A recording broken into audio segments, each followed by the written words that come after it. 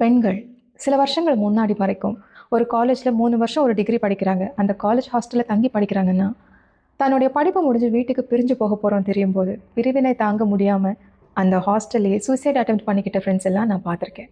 பொண்ணுங்களோட ஃப்ரெண்ட்ஷிப்பில் எப்போவுமே ஒரு சிஸ்டர்ஹுட் இருக்கும். படிப்பு முடிஞ்சு வீட்டுக்கு போனதுக்கப்புறம் வேறு வேறு இடங்களில் கல்யாணங்கள் பண்ணிக்கிட்டு அவங்கவுங்க குடும்பம் அவங்கவுங்க சன்னதிகள் டெவலப் ஆகி போகும்போது 2 பொண்ணுங்க ஃப்ரெண்ட்ஸாக இருந்தப்போ ஷேர் பண்ண அந்த சிஸ்டர்ஹுட், அந்த சாட்ஸ், அந்த நல்ல நல்ல ஸ்வீட் மெமரிஸ் இதெல்லாம் ரெக்ரியேட் பண்ணுறதுக்கான வாய்ப்புகள் ரொம்ப ரொம்ப கம்மி. எல்லாரோட வாழ்க்கையிலையும் கல்யாணங்கிறது ஒரு தொடக்கம். ஆனால் பொண்ணுங்களோட ஃப்ரெண்ட்ஷிப்னு வரும்போது மட்டும் கல்யாணங்கிறது சில விஷயங்களுக்கான முடிவுகளாக இருக்குது. ஒரு பொண்ணு கல்யாணம் பண்ணதும் அவங்களுடைய ஐடென்டிட்டி ஓவர் நைட்டில் மாறி போயிடும். சில அன்ஸ்போக்கன் ரூல்ஸை யாருமே அவங்க மேலே திணிக்கலைன்னா கூட அந்த பொண்ணே ஃபாலோ பண்ணுற மாதிரி ஒரு மைண்ட் செட், ஒரு ஆம்பியன்ஸ் அந்த இடத்துல க்ரியேட் ஆகிடும். இது வரைக்கும் அவங்க இண்டிவிஜுவாலிட்டி லூஸ் பண்ண தேவையில்லாத நட்புகள், பர்சனாலிட்டிஸை அவங்க மறக்க வேண்டியது, மாற வேண்டியது, ஃபேட் ஆக வேண்டிய ஒரு சூழல் அங்கே ஜென்ரேட் ஆகிடும். யாருமே சொல்லலைனாலும் சில ஃப்ரெண்ட்ஷிப்ஸை கல்யாணத்துக்கு அப்புறம் சம்ஹவ் தொடர முடியறதில்லை. இது ஏன்? இது ஒரு சைக்கலாஜிக்கல் லென்ஸில் நம்ம இந்த வீடியோவில் பார்ப்போம். ஆணும் சரி பெண்ணும் சரி கல்யாணம் அப்படிங்கிற ஒரு பந்தத்தில் இணையும் போது அவங்க 2 பேரோட ஐடென்டிட்டி, லைஃப் ஸ்டைல் இது ரெண்டுமே ஓவர் நைட்டில் ஒரு ஷிஃப்ட் எடுக்குது. ஆண்கள் பற்றி அவங்களுடைய நட்பு பற்றி இந்த வீடியோ ஃபோக்கஸ் பண்ண போகிறது கிடையாது. இதில் முழுக்க முழுக்க பெண்கள் மற்றும் அவங்களோட ஃப்ரெண்ட்ஷிப்ஸ். இப்போது கல்யாணம் ஆகிட்ட ஒரு பொண்ணு வந்துட்டா அவங்க மேலே சொசைட்டியும் சரி அவங்களோட ஃபேமிலியும் சரி சில எக்ஸ்பெக்டேஷன்ஸ் வைக்கும். அவங்களோட ரோல்ஸ் மேலே தான் அந்த எக்ஸ்பெக்டேஷனுடைய ஃபுல் ஃபோக்கஸும். ஒரு ஒய்ஃபாக, ஒரு மதராக, ஒரு ஹோம் மேக்கராக அந்த பொண்ணுடைய ரூல்ஸ் அண்ட் ரெகுலேஷன்ஸ் என்னவோ அதை கம்ப்ளீட்டாக ஃபுல்ஃபில் பண்ணணுங்கிறது தான் சொசைட்டி அண்ட் ஃபேமிலியோடைய எக்ஸ்பெக்டேஷன்ஸ். இந்த ப்ராசஸில் பொண்ணுங்க அவங்களே அவங்களோட சர்க்கிளை ஸ்ட்ரிங்க் பண்ணிடுறாங்க. ஒரு பொண்ணை பொறுத்த வரைக்கும் தான் தான் இந்த வீட்டினுடைய சென்ட்ரல் பாயிண்ட் அண்ட் நம்ம தான் இந்த ஃபேமிலி ஆம்பியன்ஸை பார்த்துக்கணும். நம்ம ஏதாவது வழிமாறி போனாலோ நம்ம மூலயமா ஏதாவது கான்ஃப்ளிக்ஸ் ரைஸ் ஆனாலோ அது நமக்கு பெரிய பங்கத்தை விளைவிக்கும் அப்படிங்கிற ஒரு அன்ஸ்போக்கன் ரூல், அன்ஸ்போக்கன் பிலீஃப் இருந்துக்கிட்டே இருக்கும். இதனால் அவங்களோட சோஷியல் லைஃப்பை அவங்க நிறையவே காம்ப்ரமைஸ் பண்ணிவிடுவாங்க. பட் எந்த இடத்துல நீங்கள் ஃபேமிலி லைஃப்பை நான் பாதுகாக்கணும்னு நினைக்கிறீங்களோ அந்த பர்பஸ் நம்ம சர்வ் பண்ணுறோமாங்கிறதும் ஒரு கொஷின் மார்க் தான். இந்த மாதிரியான இன்னர் வாய்ஸஸ்னால நம்ம மேலே யாராவது ஒரு ப்ரெஷர் போடுறாங்களோ இல்லையோ, நம்மக்கிட்ட சில அன்ஸ்போக்கன் ரூல்ஸ் செட் பண்ணுறாங்களோ இல்லையோ, இம்போஸ் பண்ணுறாங்களோ இல்லையோ, நாமளே இந்த மாதிரியான விஷயங்களுக்கு சைலண்ட்டாக கண்டிஷன் ஆகிடுறோம், பழக்கப்பட்டுடுறோம். ஆஃப்டர் மேரேஜ் ஒரு பொண்ணோட ஃப்ரெண்ட்ஸ் சர்க்கிளில் இருக்கக்கூடிய ஃப்ரெண்ட்ஸ் யாரெல்லாம் தெரியுமா? ஈதர் த நெய்பர்ஹுட், அக்கம் பக்கத்தில் இருக்கக்கூடிய ஆட்கள், இல்லைனா அவங்க குழந்தை படிக்கிற ஸ்கூலில் அவங்க குழந்தைய பிக்கப் பண்ணும்போதும் ட்ராப் பண்ணும்போதும் அந்த குழந்தையனுடைய ஃப்ரெண்டோடைய அம்மா, அவங்க இவங்களுக்கு ஃப்ரெண்ட் ஆவாங்க. அதுவும் இல்லைன்னா ஹஸ்பண்டோட கொல்லீகோட ஒய்ஃப், அவங்க இவங்களுக்கு ஃப்ரெண்டாக இருப்பாங்க. இது எதுவுமே இல்லை, நீங்கள் ஒர்க் பண்ணுறீங்க அப்படிங்கிற பட்சத்தில் உங்களோட கொலீக்ஸை நீங்கள் உங்கள் ஃப்ரெண்ட்ஸ்ன்னு சொல்லிட்டு இருப்பீங்க. ஆக்சுவலாக இவங்கெல்லாம் நமக்கு கன்வீனியன்ஸ் பேஸ்ட் கனெக்ஷன்ஸ் தான். இவங்க கூட நமக்கு இருக்கிறது ஒரு இமோஷனல் பாண்டிங் கிடையவே கிடையாது. நம்மளோட ஃப்ரெண்ட்ஷிப் ஆத்தென்டிக்காக இருந்த போது ஸ்கூலில் காலேஜ்லலாம் எப்படி இருந்தது? ஒரு சிஸ்டர் பேஸ்ட் ஃபீல் இருக்கும். நம்மளோட இமோஷன்ஸை வெளிப்படுத்துவோம், நம்மளோட கனவுகள் பற்றி பேசிகிட்டு இருப்போம். ஆனால் இப்போ அட் ப்ரெசென்ட் நம்மளுடைய ஃப்ரெண்ட்ஸ் சர்க்கிளில் இருக்கக்கூடிய இந்த முகம் தெரிந்த நண்பர்கள், இவங்கக்கிட்ட நம்ம என்ன பேசுவோம், அவங்க நம்மக்கிட்ட என்ன கேட்டுப்பாங்க? ஸ்கூல் அப்டேட்ஸ், நம்மளோட டியூட்டிஸ் அண்ட் ரெஸ்பான்சிபிலிட்டிஸ், ஏதாவது ரெசிபீஸ், யாரை பற்றின காசிப்ஸ், இந்த மாதிரி தான் விஷயங்கள் போகுது. அண்ட் இது இமோஷனல் பாண்டிங் கிடையாது. For working women, colleagues are often mistaken as friends. நமக்கு நல்லா தெரியும் ஒர்க்கிங் என்விரான்மெண்ட்டுங்கிறது ஓரளவுக்கு டாக்ஸிக்காகவும் இருக்கும். அங்கே மேனிப்புலேட்டர்ஸ் இருப்பாங்க, அங்கே சூழலுக்கு ஏற்ற மாதிரி மனிதர்கள் மாறிக்கிட்டே இருப்பாங்க. அந்த மாதிரி ஒரு இடத்துல இமோஷனல் ஃப்ரெண்ட்ஷிப்புங்கிறது சாத்தியதை மிக மிக குறைவான ஒரு விஷயம் தான். இது எல்லாத்தையும் ஒரு சைக்கலாஜிக்கல் பாயிண்ட் ஆஃப் வியூவில் பார்க்கும்போது ஃப்ரெண்ட்ஷிப்புக்கு இமோஷனல் எனர்ஜி தேவை, அதாவது உணர்வு சார்ந்த முதலீடு வேணும். அண்ட் ஐடென்டிட்டி ஸ்டெபிலிட்டி, நம்மளுடைய அடையாளம் எப்போவுமே ஒரு சமநிலையில் இருக்கணுங்கிறதும் ஃப்ரெண்ட்ஷிப்புக்கு ஒரு அடித்தளமாக இருக்குது. ஆனால் ஒரு பொண்ணு கல்யாணம் பண்ணிட்டாங்கன்னா அவங்களோட எனர்ஜி ஸ்கேட்டர் ஆகுது. அவங்க பல விதத்தில் பார்க்குறதுக்கு அவங்களோட இமோஷனல் பேண்டத்தை செலுத்த வேண்டியது இருக்குது. மோரோவர் கொஞ்சம் பொண்ணுங்க நேச்சுரலாகவே எம்பத்தட்டிக் தான். அதனால சில விஷயங்களை ஒரு கில்ட் காரணமாகவோ இல்லை விட்டு கொடுத்து போகிறேங்கிற பேர்லேயோ அவங்களே காம்ப்ரமைஸும் பண்ணிடுறாங்க. என்னால் ஒரு மிஸ் அண்டர்ஸ்டாண்டிங் க்ரியேட் ஆக வேண்டாம், என்னால் ஒரு கான்ஃப்ளிக்ட் எழுந்துக்க வேண்டாம், இந்த மாதிரி யோசித்து அவங்களோட ஃப்ரெண்ட்ஸ் சர்க்கிளில் கான்டாக்டும் மிஸ் பண்ணிடுறாங்க. கடைசியில் அவங்களே மிஸ் பண்ணிவிட்டு ஒரிஜினாலிட்டி இல்லாமல், இண்டிவிஜுவாலிட்டி இல்லாமல் நிற்கிற தருணங்கள் பல.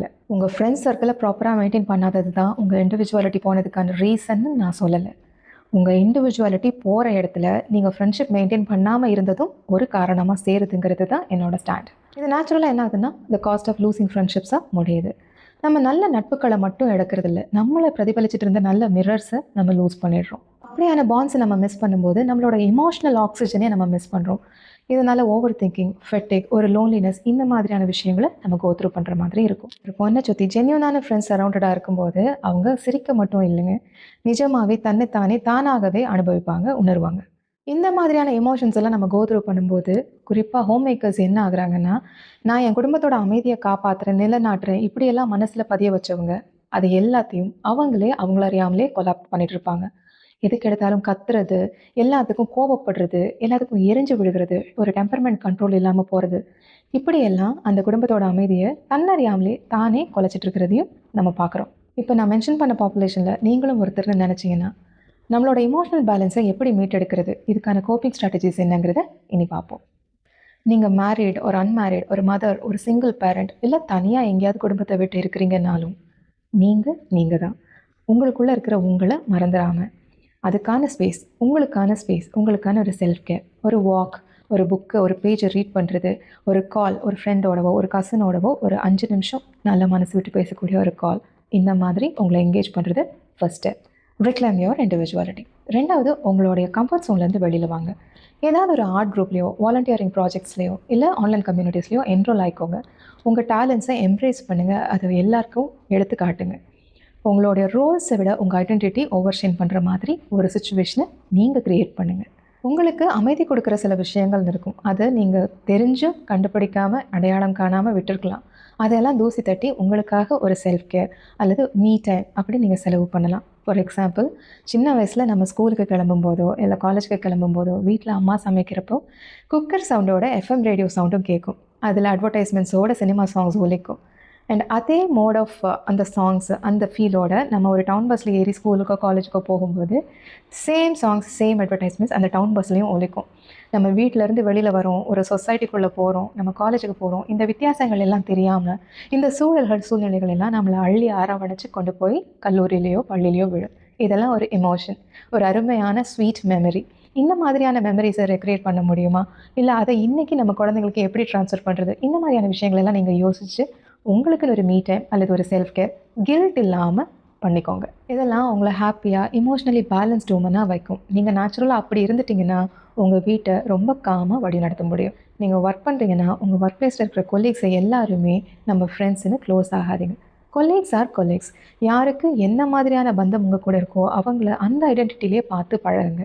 யாரு கூடயும் எமோஷ்னலாக பாண்ட் ஆகிறதோ, உங்கள் ப்ரைவசியை ஒரு லெவலுக்கு மேலே, ஒரு எக்ஸ்டென்ட்க்கு மேலே அவங்கக்கிட்ட காம்ப்ரமைஸ் பண்ணுறதோ, உங்கள் ப்ரைவேட் லைஃப்பை ஷேர் பண்ணுறதோ லிமிட் பண்ணுங்கள். நீங்கள் என்ன மாதிரி மூவ் பண்ணுறீங்கிற ஒரு சுதாரிப்போடு இருந்தீங்கனாலே இதெல்லாம் சாத்தியம். திருமணத்துக்கு அப்புறமா ஃப்ரெண்ட்ஷிப்புங்கிறது ஒரு இம்பாசிபிளான விஷயம் கிடையவே கிடையாது.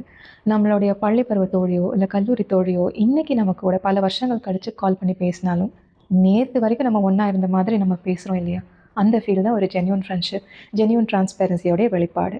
அப்படிப்பட்ட நட்புகள் உங்களுக்கு கிடச்சிச்சு, அவங்க கூட நீங்களாகவே இருக்கிறீங்கன்னா அந்த மாதிரியான ஃப்ரெண்ட்ஷிப்ஸை நரிஷ் பண்ணுங்கள், நர்ச்சர் பண்ணுங்கள், மிஸ் பண்ணிடாதீங்க. நீங்கள் ஒரு ஒர்க்கிங் உமனோ, ஹோம் மேக்கரோ, இல்லை ஏதாவது ட்ரஸ்ட் இஷ்யூஸ்னால ஐசோலேட் ஆகிட்டு யார் கூடயும் பேசாமல் இருக்கக்கூடிய ஒரு உமனோ, remember, you deserve friendship, laughter and connections.